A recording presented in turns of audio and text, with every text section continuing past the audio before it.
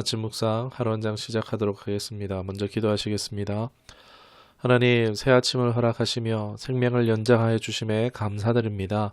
오늘 이 하루가 하나님께로 더 가까이 나아갈 기회입니다. 세상을 향하다 하나님께로 더 멀어지지 않기를 원합니다. 오늘 이 세상 너무나 유혹 많은 세상입니다. 우리 스스로 이기는 것이 쉽지가 않습니다. 나의 삶 가운데 유혹은 멀게 하시고 은혜로만 이끌어 주시옵소서. 하나님의 생명과 평강이 나의 삶에 충만하게 하여 주시옵소서. 감사드리며 예수님의 이름으로 기도드리옵나이다. 아멘. 오늘 함께 하실 말씀은 사무엘상 2장입니다. 1절 한 절의 말씀을 보도록 하겠습니다. 한나가 기도하여 이르되 내 마음이 여호와로 말미암아 즐거워하며 내 뿔이 여호와로 말미암아 높아졌으며 내 입이 내 원수들을 향하여 크게 열렸으니 이는 내가 주의 구원으로 말미암아 기뻐함이니이다. 아멘.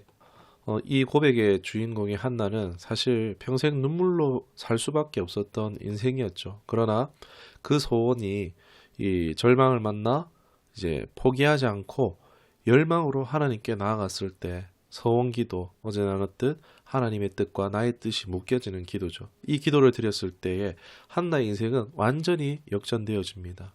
문제를 통해서 하나님께 나아갈 수 있었고 이 기도로 말미암아 인생의 변화를 경험하였습니다. 누구보다 복된 인생이 되었다 할 수 있습니다. 그러나 단순히 그녀의 상황이 변한 것만이 복이 아닙니다. 문제 해결보다 더 큰 복을 그녀는 누리게 되었습니다.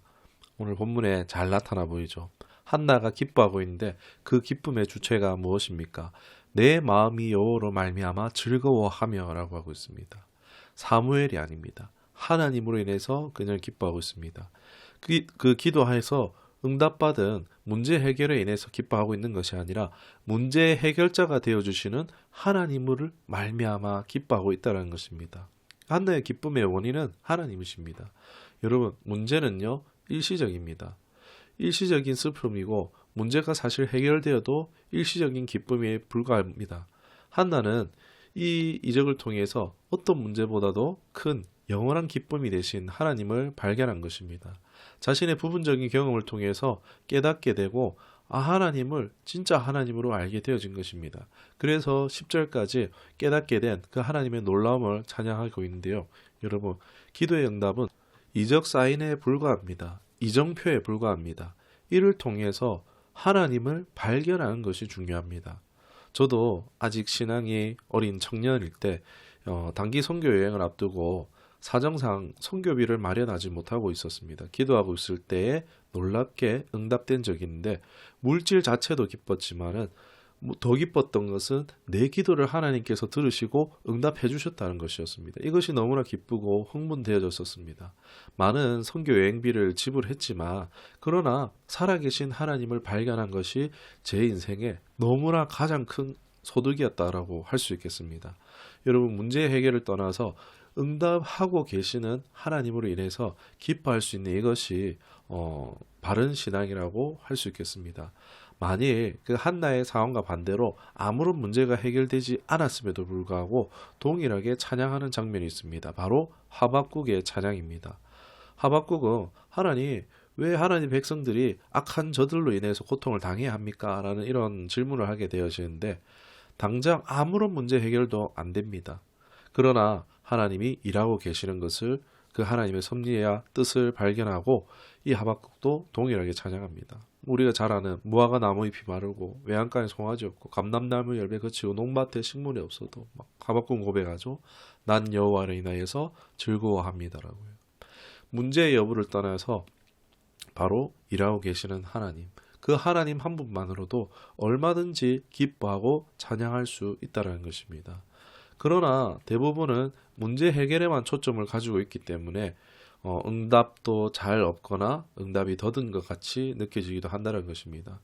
예수님 당시에 10명의 나병 환자가 예수님의 소문을 듣고 다윗의 자손 예수여 하며 도움을 간구합니다. 그들이 예수님의 지시에 따랐을 때에 그들이 몸이 나았어요. 그러나 그 10명 중에 단 한 명만이 예수님께로 돌아와서 경배합니다. 예수님 묻죠. 다른 사람들 어디 갔냐고, 왜 너뿐이냐고 하죠. 그냥 하나님, 또 하나님이신 예수님께서 사실 우리에게 이런 것을 기대하고 응답해 주신다라고 볼 수 있는 것입니다. 이사야 43장 21절에 이렇게 말씀하시죠. 이 백성은 내가 나를 위해 지었나니 나를 찬송하게 하려 함이라. 예수님이 자기를 이용하고자 왕 삼으려고 하는 자들의 속셈을 알고 그들과 함께하지 않았듯이요. 하나님은 자신을 이용할 사람을요, 굳이 찾지 않으십니다. 처음은 문제 해결로 자기의 필요로 인해서 하나님을 우리가 찾게 되지만, 그러나 그 응답의 주체가 되시는 하나님을 발견하고 기뻐하는 사람들, 이런 사람들을 하나님 찾으신다는 것입니다. 기도 응답은요, 뭐 이게 예스든지 노든지 기다려야든지요, 이 응답이란 것은요, 우리를 하나님이 계신 곳으로 부르시는 초대장에 불과하다는 것입니다. 이적이고 사인이고 이정표에 불과하다는 것입니다. 하나님의 하나님 되심을 발견하고 하나님을 기뻐 찬양하는 것, 하나님이 모든 인생의 문제의 마스터 키이시라는 것입니다. 이 하나님을 발견할 때 우리의 인생은요, 어떠한 문제를 만나도요, 사실 안도할 수 있습니다. 어떠한 문제라도 의연하고 담대할 수 있는 것입니다. 왜요? 내 하나님은 살아계시기 때문입니다. 기도를 문제 해결을 위해서도 기도하지만 우리의 기도가 거기에만 몰두해 있어서는 곤란하다는 것입니다. 하나님을 전혀 추구하지도 않고 알려고 하지도 않고 하나님의 경배하거나 찬양하지 않으려고 할 때요, 오히려 기도 응답을 했을 때 더 멀어져 갈 때는요, 하나님도요, 선뜻 그분의 기도에 응답하시겠습니까? 선뜻 도우실 수 없다라는 것입니다. 너무 문제 해결에만 우리가 주목하지 말고 하나님의 그 손만을 구하는 것이 아니라 모든 것을 다 주실 수 있는 우리를 향한 그 하나님의 얼굴을 구할 수 있기를 원합니다.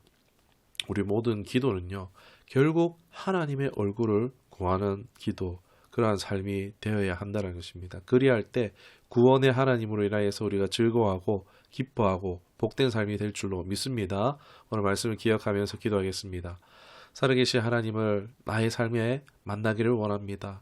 그 하나님이 나의 하나님 삼는 것이 가장 복된 것인 줄 믿습니다.